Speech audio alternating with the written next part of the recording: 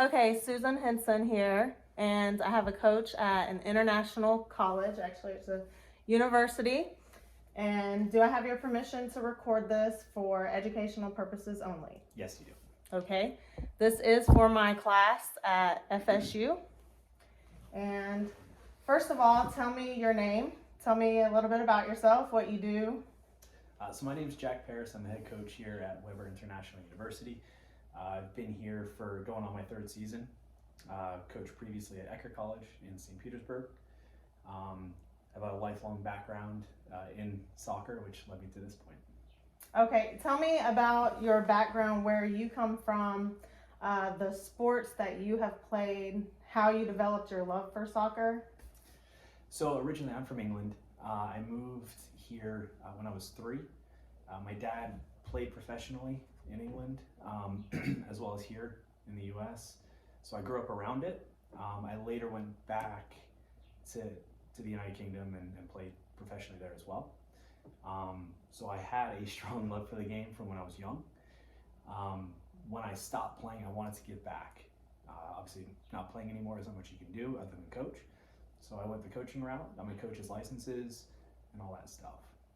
Okay, and how long did you play internationally? So you came from England when you were 3, Yep. but you played in the US, is that correct? Yep, so I grew up here. I played locally here in Florida for like club teams and high school and stuff like that. Okay, did you play when you went back I at did. a higher level? Yep. Did they treat you any different than, because you're originally from there, but when you went back, did they treat you differently? Yeah, a lot differently. Especially at the first time I went back was at a professional academy, and it's very competitive. So you're trying to essentially take someone's spot. No one really likes that, so not very welcomed at first, but after a couple months, you kind of grow into the team. Okay, how about the coaches there? Did they treat you any different, or? No, the coaches themselves were very humble and very welcoming. Okay, and then you got recruited back, or what was your relationship and going back to your home, I guess? Yeah, so when I was playing here at a college showcase, and there was a professional scout there that I didn't know anything about, Okay. because I wanted to play college. I got contacted by this club, and they wanted to get me over on a trial. And those trials can go anywhere from 2 weeks to a few months. So I said, yeah, financially, I don't know how I'll do it, but I'd love to. They flew me out, paid for the hotels and all that stuff. So I was there for around a year. And then from there, I went to Iceland and I played there for a little bit. And then I went to Denmark and played, and then I came back. Okay, jumping right into your coaching now, what is your philosophy, like your overall coaching philosophy? So my philosophy is player development. I'm very big on player development, and the reason why, if I can develop you as a player and then the players around you collectively as a team, we're going to develop. So that's my main focus, and that's proven to be very successful in the last couple of years that I've been here. How does that work with international athletes? Do they fall in line quickly? Do they develop up to your standards? How does that work? So culturally, the game, especially especially Europe, is a little bit more advanced in soccer. So bringing them in kind of elevates the domestic girls. So where I want the culture to be is paramount to the players coming in, right? So they kind of set the tone for where I want it to get the domestic girls up to where it should be. Okay, very good. What percentage of your roster currently makes up international athletes? I would say it's about 70%. 70%? Yeah. What are some locations that they're from? Is it like further away, like Denmark, you said, Iceland? Yep, so I've got a few from every country in Scandinavia, England, Germany, and kind of scattered throughout Europe as well. Okay, and then how do you reach out to them, or are you involved in the recruitment process as far as looking for talented athletes? Yeah, so there's different avenues to go about finding these players. A lot of the times, agents will contact me with players they have. There's also showcases in select countries like England, Germany, France that I'll go to get face to face and see these players play in their environment, because obviously it's different seeing them in person than on film. And then you can kind of create a personal relationship with these players, so there's value within what you want. Okay, and you kind of answered my next question in a sense.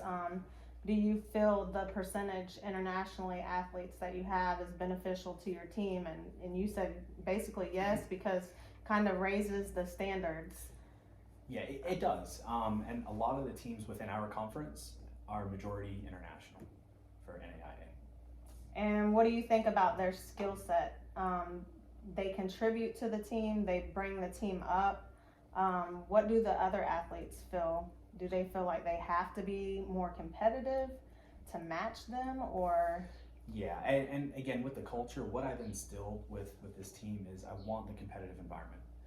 Not just on game days, but every training session. I don't have a set starting lineup. The way I want it is if you perform that week, that's your time to shine on game day. So a lot of the domestic players, they want to rise up. They want that starting position. So when I got here, it was very just plateaued in the training sessions. And then when I kind of influenced that, it went from here to there. So it's been very well rounded. So my other question was, how do you tailor your trainings? And obviously you don't have a specific, oh, you're starting, you're the set offense or anything. It's them playing up to a standard. Yes. Okay. What about, can you tell me about a time that you've helped motivate an athlete, just an athlete, and then we'll go from there. Yeah, I mean, especially in college, you know, a lot of these student athletes have a lot of other stuff going on outside of the field, whether it's grades, social life. They don't have much of a social life, especially in season. So getting these players kind of motivated can be difficult at times, but there's always a way to do it. Whether it's team bonding or, you know, pulling them aside and actually helping them with their homework, which, you know, I did last week. So the coaching role is so much more than just on the field. It's getting the best out of your players. And when you treat the team like a family instead of just a team, you're going to see a lot of difference. So with this college, is it, I'm kind of getting off topic a little bit, but is it more of like a family oriented? You don't treat the international students as international. The other students are pulling them in and treating them like family. And that's kind of like what you expect on your team. Yeah, exactly. And that's one of our core values is family within the team. You know, international players coming to a different country, they've never been here. They're 18 or 19. That can be difficult. So the girls that are already here are very beyond welcoming.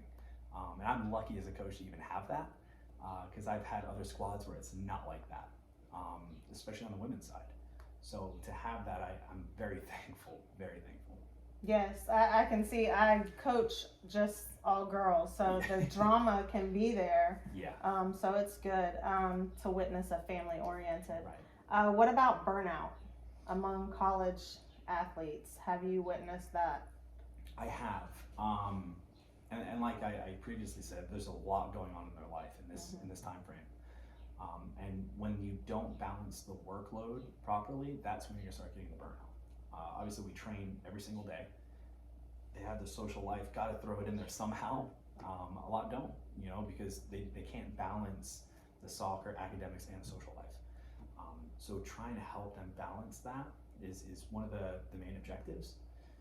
So there isn't burnout, but it does happen. It's inevitable. They've been playing for 10 plus years probably, and sometimes it just kind of diverts and they want to do something else. Your coaching approach, communication, you always hear it's the key. Do you have an open door policy for your athletes? Yeah, I've always had an open door policy. You want to be transparent with your players and they should be transparent with you. If there's problems, we want to address them immediately.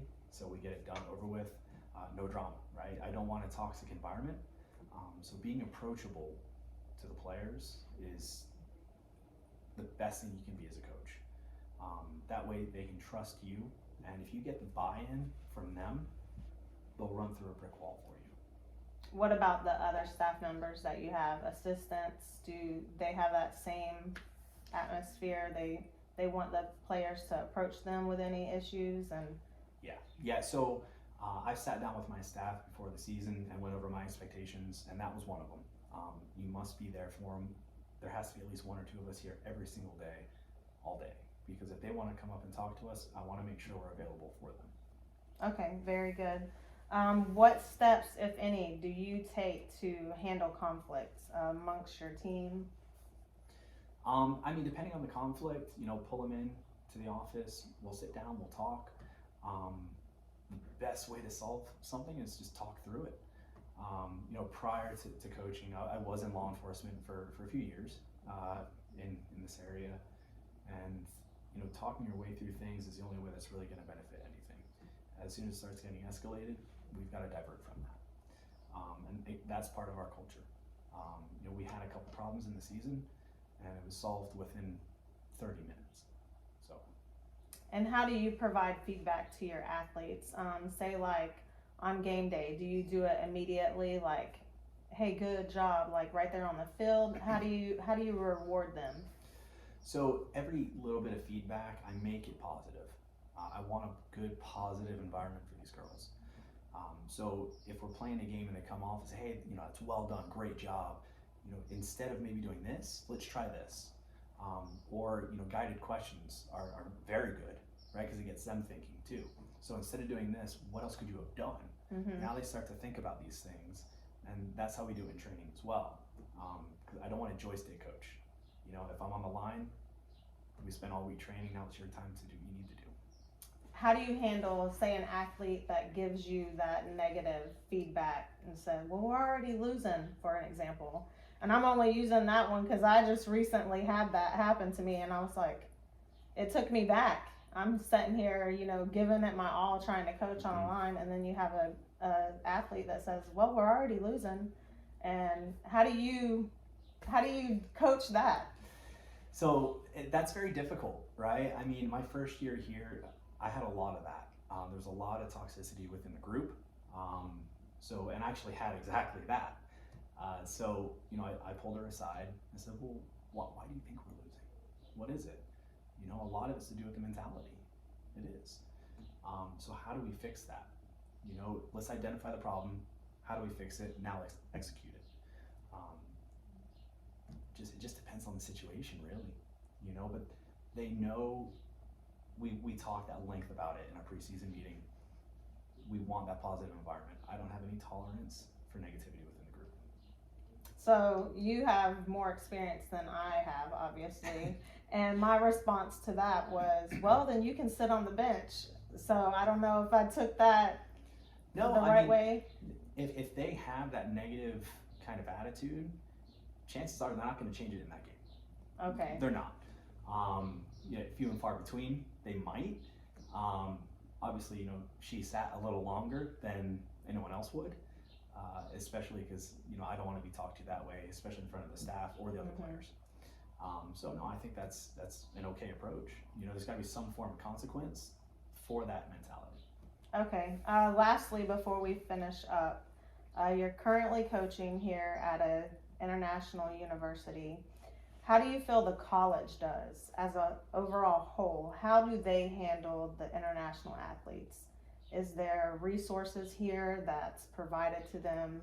Counseling? I mean, they probably have a hard time transitioning. Yeah, there are quite a few that have a hard time with transitioning. What is kind of given to the international students here is fantastic. Obviously, it's in our name, right? Weber International University. Yeah. So, very accompanying to their needs, especially countries that don't speak much English. They'll help them with that. They have monthly international meetings to go over certain things, whether it's a student visa, be on the lookout for when it's going to expire, or just things like that. So they're very foregoing with what they need to do. is there opportunities? I know in season that the athletes, they don't have any time for themselves, but is there opportunities for international students to make money while they're college athletes? Yeah, so while they're here on a student visa, they cannot work, obviously because you need like a social security number or a tax ID number. So a lot of them don't have that. So there's opportunity on campus for them to get jobs and get paid. Okay, Yep. all right. Well, I appreciate your time, Of course. and thank you so much for Yeah. this, and hope you have a good day. Likewise, thank you.